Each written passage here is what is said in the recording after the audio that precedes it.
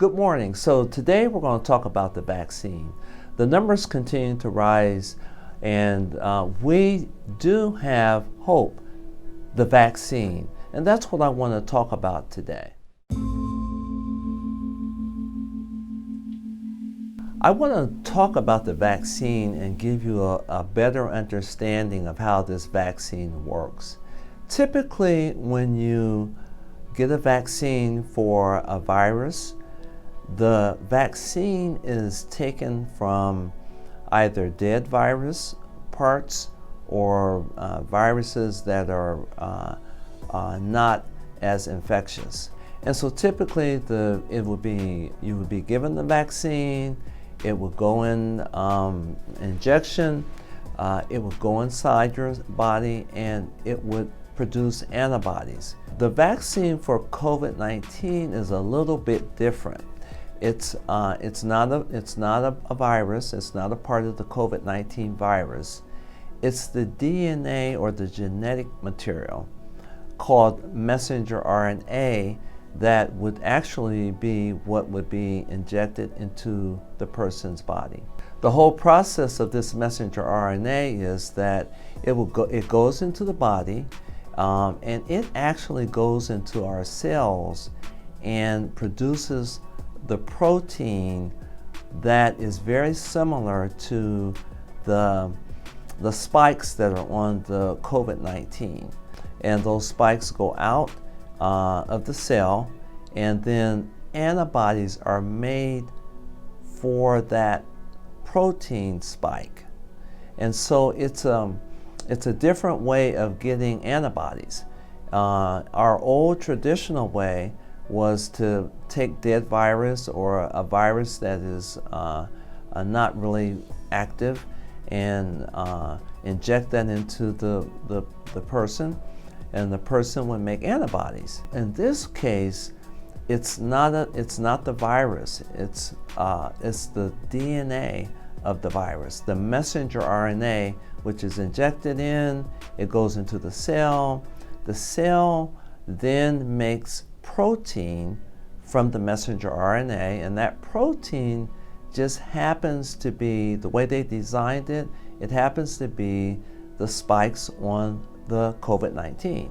And so then once those proteins are released from the cell, then your body makes antibodies against that protein. In both ways, we're making antibodies.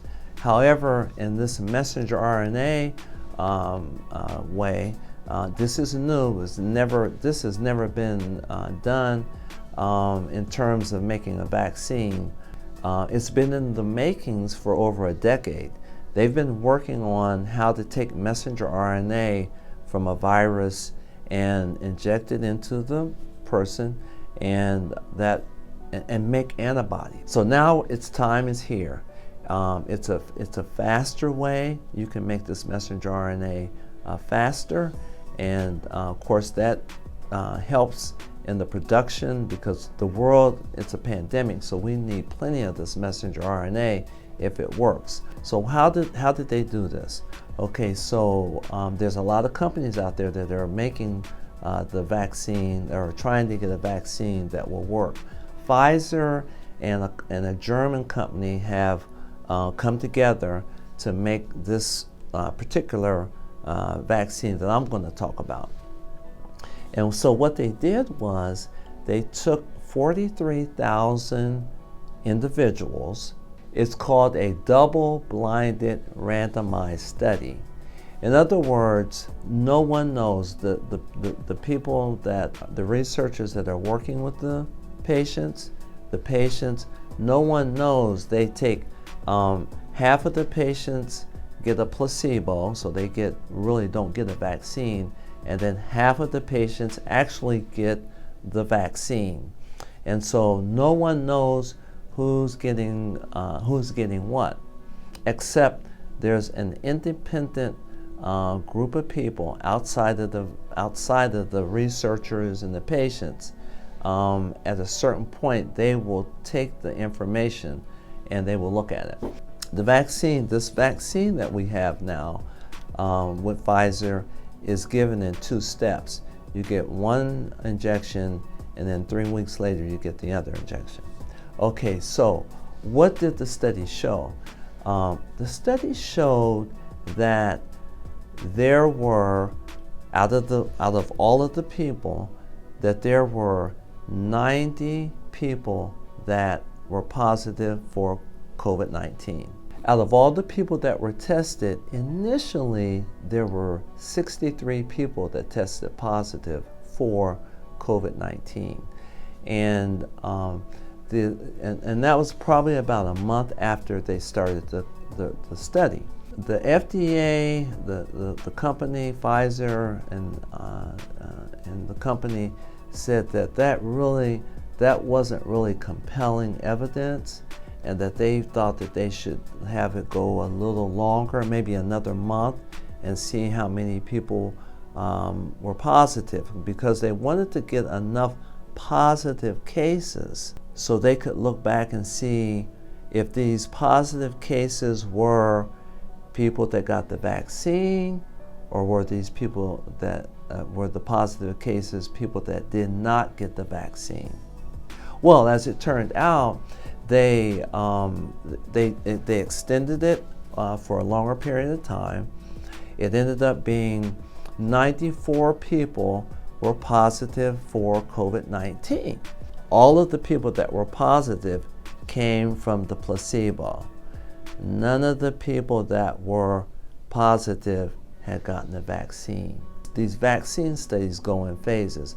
The first phase is they do a small amount of people, and they see what happens with the small amount.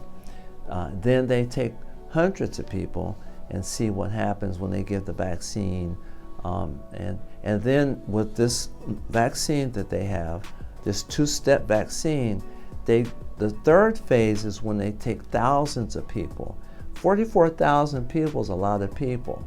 And to get these results where 90 of these people out of this 44,000 were positive, none of the positive cases were cases of people that had gotten the vaccine.